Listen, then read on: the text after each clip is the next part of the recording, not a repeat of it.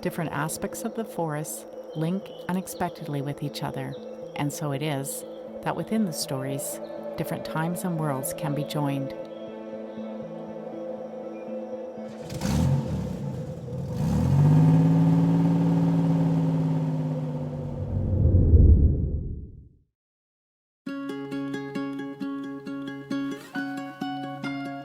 A number of people wrote me, and they've said, well, there's a car near our place, or there's a truck near our place. And then Norm and I went on the hunt. I can't remember who found it, because we were both kind of just walking back and forth, and eventually kind of ran into it. So it was fall, so it kind of matched the fall colors of the maple leaves and that, so it was really hard to see it. Nature kind of pulls it in.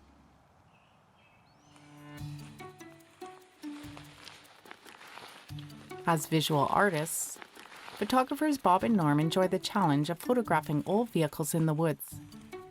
It requires local knowledge and a bit of luck to find the old cars and trucks left derelict under nature's cloak. Over the years, I've discovered a number of vehicles, and there's a couple of spots in the valley where I'd say there's quite a number of old cars and trucks. And I can go to those spots. I usually go 2 or 3 times a year to visit those vehicles. But what really gets me excited is when you come upon a vehicle in the woods. People had a tendency when they get rid of a vehicle is to dump it over an embankment of some sort. And so you can see it down there, but then you're getting down there is the challenge.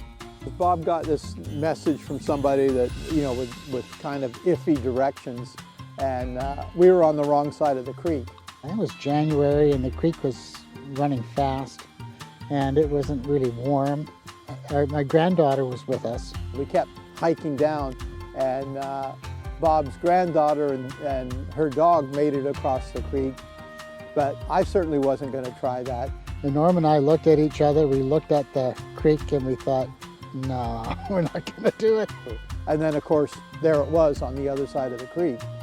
And the next time Bob and I went, it was a pretty easy walk to it.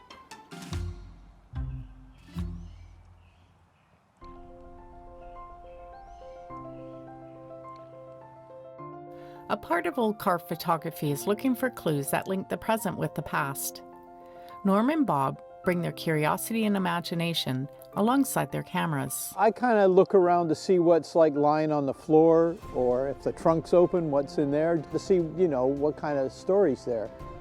Well, there is beauty in terms of it's covered in moss in particular. You know, it came from the ground and it's returning to the ground.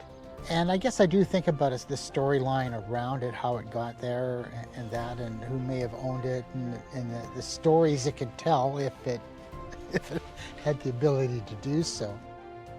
These cars were like state-of-the-art in the showrooms coming out, and now they don't suit our purposes, so we just kind of toss them away. So there is I think, kind of a message there that comment on our society, you know, that we throw away way too much stuff.